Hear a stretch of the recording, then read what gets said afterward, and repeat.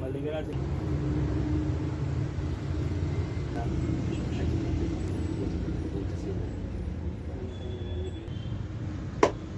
Akkam jirtu kabajamtootaa fi jaallatamtoota hordoftoota keenya nageenyi keenya bakka isin jirtanitti isin haadha qabu jecha egaa akkuma beekamu qophii kan keenya adda addaa duraan irratti hordoftootni guyyaa addaa immoo qophii addaa keessummoota akkaan kabajamaa hayyuu biyya keenyaa kan ta'anii akka Itoophiyaatti qaxxii shangalmeessisuudhaan maqaa biyya keenyaa kan nu waamsisan hayyuu doofummaa isinii qabannee dhiyaannee jirra. Haala gaarii ta'ee fi haala namatti toluun haga xumuraatti isin dhaqqabsiifna akkasiin nu waliin turtan abdii guddaa isinirraa eeggannaa hayyuu qabxii shanii wajjin akkasiin nu wajjin turtan turtii gaarii. Akkam jirtu? Nagaadha. Nagaa kan keenya baga nagaa nuftan isin jenna. Jirra galata rabbii. Jajjabaa dhugaa yeroon qabuun badaa. Haa ta'u gaa bootuma kanatti isin arganne isin affeerree jechuu keenyaaf isa dhugaa yoo ta'e dhugaa nutti fakkaataa jiru. Jarraa qabdan. Na bira taa'u keessan kanaallee isa dhugaa nutti fakkaataa hin jiru.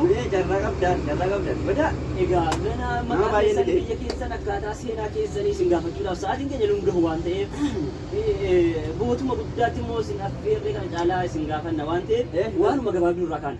Waan nu dinqisiisee nu dhibee hin dhiifne hojii kan keessan takkaa hin jirre akka Itoophiyaatti akka biyyoolessaatti waan hin jirre galmeessitan kanarraa dura bu'ee isin gaafadhaa mee wanti darajaa kanaan isin gahe jalqabarratti darajaa shan galmeessisuutiin kana guutuu galmeessisuudhaan wanti isin gahe maali? Egaa wanti kun sababni isaa dhugaa jetti sababni isaa hawaasa keenya ibsamuu nan barbaada. Ijoollummaa kan namni baay'een akka fakkeenya godhatanuuf wanti kanaan nagahee jalqabarratti yoo deebi'u gaafuma mana barumsaa dhaqu maal godhanii barsiisonni ijoollummaa koo barbaadu waan ta'eef ijoollumsaa kan sababa asiin nagahee barsiisaan fuudhaniituma wal gargaaruu qabdu sababa jedhanuun intala shamarree tokko bira qoccina godhan Mana barumsaatti. eewa yaada maaliif beektaa yaada wal gargaarsaa dhiiraaf dubbii wal gargaarudha. Barnoota irratti jechuudha. Hin jalqabne wal gargaarsa. Wal gargaarsa yeroo jedhamu wal gargaarsa miidhaatu jira. Gosuma barnootaa ta'e jechuudha. Eewa. Fiildii barnootaa ta'e. Wal gargaarsa wal xaa'oo jira. Wal gargaarsa akkasuma walitti tasaasuu egaa waan adda addaa ijaan akkas ta'anii akkas yoo karaa biraatiin wal gargaarsa wal taqqasuu jedha afaan ammayyaatiin. Isa kanaa jira inni wal gargaarree yeroo barsiisaan barsiisnu achi isaachirraa wal gargaarsa si cime Waan nama dhibuudha. barsiisaa achirra jechuudha. Sadarkaa asii kana cimsinee jechuudha barumsaa hordofii jammarre sirriitti. Barsiisaan achi haasa'u yoo badaan dhaggeeffannu maaliif barumsa gargaarsa waan jirtaniif. yaadichumti wal bira nu kaa'ameef sirriitti wal gargaaru malee waa biraa miti waan ta'eef jenna jechuudha. Egaa hawaasa kan keenya waan baay'ee nama dhibu inni gara kutaa gara walitti siqanii fiildiin barnoota adda addaa waan nu beekne sirna wal gargaarsa qimmiiddaa wal xaawii wal taqqasaa waan jedhamullee waan nu tattaalee dhageenye akka isin irraa barattanu abdii qabna mee kana qofaa gara barsiisotaatiin akkam darajaa ammas moo jira kan biraa wanti gargaarsa naa ta'e qabxii kanaaf qabxii asirra jiru shanii kanaaf kabaja kan naa ta'e barsiisaan tokko barsiisaan safuu eeggatu jedhamtire barsiisaan duudhaa safuu eeggatu. Kan eeggachuu keessaa barsiisaan dhibbaa tokko taayitii aannuuf barsiisuu keessa aadaa nama barsiisuu taayitii uffatanii taayitii uffatanii aadaa eeguudha. Aadaa eeguudha. Oromoodhaa isaan jira barsiisota Oromoo tokko collee jiru warra aadaa keessa eeguu keessatti bahanii taayitii aannan jedhu dhufanuu nuyi waan barumsa saleedaadhaa olii deemne barumsa saleedaadhaa gadi barnoota saleedaa gadi ilaalu jammata. Barumsa saleedaa gadi yeroo barsiisaan eksisu kwaaltuu naamni jedhu nasi effisu kwaaltuu sarbaa effisu kwaaltuu waan Under blackboard. Waan baay'ee nama dhibuudha. Isa hordofu jammata. Egaa hayyuun keenya bifa kanaan mudannoo kana harii kan keessa bahanii aarsaa guddaa itti kaffalaniiti kan isaan qabxii shan biyya keenyaaf nu galmeessisan. Hagalatoon barsiisaan mootummaan barsiisota akkanaa nu ramadee barsiisota akkana sammuu kee colloomsuudhaaf akka nu qabxii shan Shaayitii uffatanii aadaa Oromoo safuu eewa nama barsiisan kana. nu ramadee har'a qabxii shan kana akka nu galmeessinu nu godhe haa galatoom ol ka'ee galatoom hin jedhaan. Waan nama dhibuudha, waan nama dhibuudha, waan nama dhibuudha. Egaa namoonni tokko tokko jiru. Waan si dhibu. Ati fatanaa kana fattanamtee qormaata kana guddaa godhe lama baratte miti. Itti geessee qoramtee teessee sirna gaariidhaan harka gadi dhiisitee teessee shanan kee edde. Si dhufe shanan kee haala gaariidhaan simatte. Godinyoonni kee tokko tokko hiriyoonni kee jiru si wajjin dhaqanii qoramanii ka'anii waan dhufu hin beeknu jedhanii yookaan hin kufnaa yookaan hin dhibna jedhanii gara fuudhaatti, gara heerumaatti, gara hojii daldalaa adda addaatti galanatu qofti isaan arginu. Mee warra kanaan immoo yaada kamitti hojii isaanii kun sirriidha? Badaa nama gaddisiisa. Badaa. Goma godha dhabe malee qabxiin har'a finne kana silaa nu wajjin fiduu qabu. Waggaa 12 ta'amnee nu qabxii kana galmeessine. Yeroo waggaa 12 fayyaa ta'amanii ta'anii gaa'ilatti seenan. Amma wanti jedhi dhabanii qabxii akkanaa dhabdanii qabxii akkanaatu hin galmeessine akkamitti namni jiraata. Gaa'illi gaa'ila ta'aa. Qabxii shanatu hin galmeessine. Otoo kana hin argin jechuudha. Tu kana hin argin jiru jira gaalatti seenuu jiraatiif gadnatti gaama. Badii biraan qaban jechuudha. Gara biraatiin hoo? Gara biraatiin waan jedhan dunis jala baanii. Waan baay'ee nama dhibuudha. Egaa mee hayyuu keenya beekamu. Yes. Sin abdanna. Yes. Nullee gorsa adda addaa nu kennitanii akkaataa itti jedhu kana fooyyessitanii dhala dhufuuf waa gaarii buuftuu jechuu abdii isinirraa qabna. Mee gara fuulduraatti barattoonni akka biyyoolessaatti biyya keenya keessatti barattoota miliyoona tokko oltu qorame miti. Miliyoona tokko ol kuni kumni 20 wayi kuni 30 gara biraati kumni 900 wayi gara biraa godheedhan gara barbaade ta'u.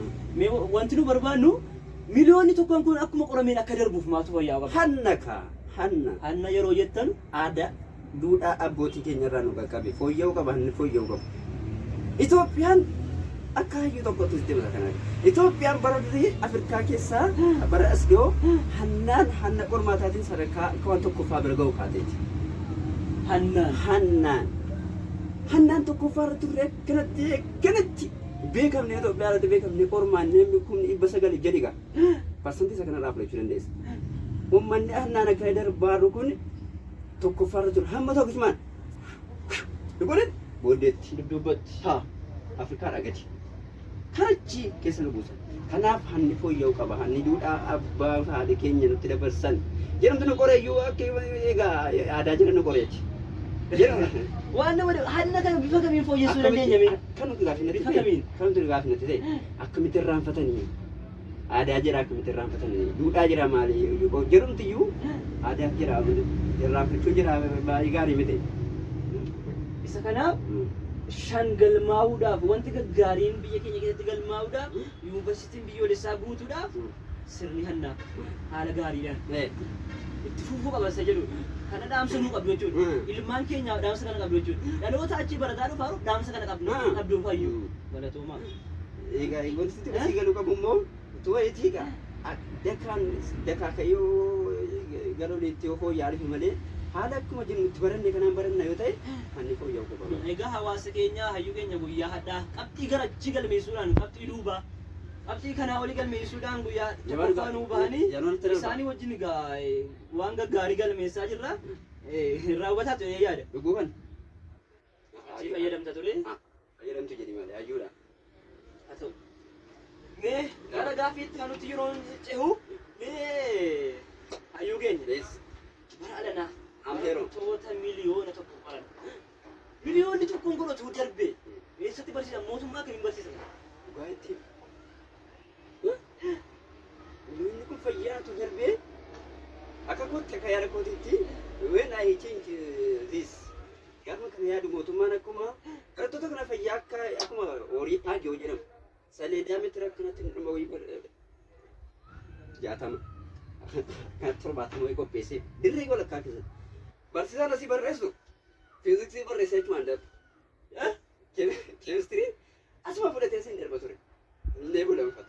Baayoloojii itti adeemuuf guyyaa tokkittiidha hau asiin darbee sanii dhiicheetu barreessee jechuun darbaa akkanatti barumsi wal ga'uu danda'a ture garuu malee mootummaadhaafis akka mootummaanis mana mootummaa keessuun qabachuu keessanii egaa sirna adda addaatiin baratamaa dhufe waan ta'eef mee osoodhuma isin beekna egaa duraan bakka kutaa 12 adda addaa qoramtanuu isin beekna haala keessan hin beekna hiriyoota keessanii wajjin qormaata qoramtanii darbuuf kufuu keessan osoo hin barin mana barnoota adda addaa keessatti dhufaafis akkuma ammaa warra wal gargaartan wajjin uffata adda addaa uffatanii bakki adda addaatti yaatanii chaw harmee chaw ababbaa bara dhufu yuunivarsiitiitti wal argina gaafa jettan mee maal yaaddaniiti? hannattamanneetu 100% keessaa hanni jiraattamanneetu haala akkasittis kaaneetu mataa gadi garagalchinees kaaneetu dugdatti garagallees kaaneetu kaameraatti gaayaa jechuudha wanti nu arginu kottee koomeedhaanis akkana kottee akkana deebisnees kaaneetu yeroo kana goonu maalitti aadaa galaan xincee baatan seenu hirrisi egaa umar ittiin darbinee daganaan darbani waan ta'eef waan garaatti jabaatan ittiin fakkaanne qormaataafis yuunivarsiitii galleerraa waan achii baanu nutti fakkaanne mootummaan kabajaan gaafa nu simatu waan achi xallaasii nu baasu nutti fakkaanne achumatti ziyaadaan kana seenee anni abdiirraa hanna kana ture kana egaan kabajamtootaa fi jaalatamtoota hordoftoota keenya qophiin keenya haala gaarii ta'een gara xumuraa irratti dhiyaannee jirra mee hin kuftan osoo hin ta'in qabxii shangalmeessitanii biyya keenyaaf shangalmeessitaniittu hawaasa keenyaaf shangalmeessitaniittu shan asii qabna kana asii qabna simbiraaf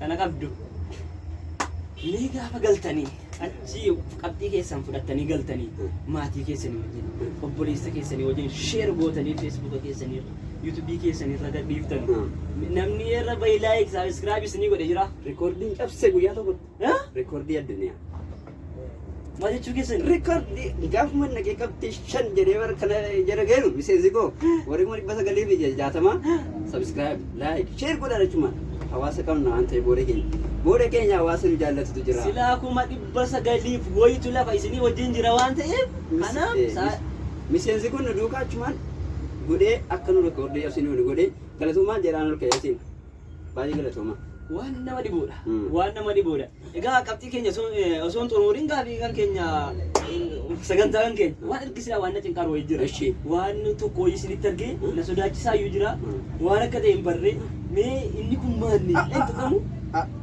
inni kun Nobel Gas jedhamu Nobel Gas badhaasa biiroo barnoota Oromiyaa irraa naa kennamedha. Shanii immoo 5 eeka hin bicha ta'e shaniin badhaafamtanii sitti bicha tanaan jiran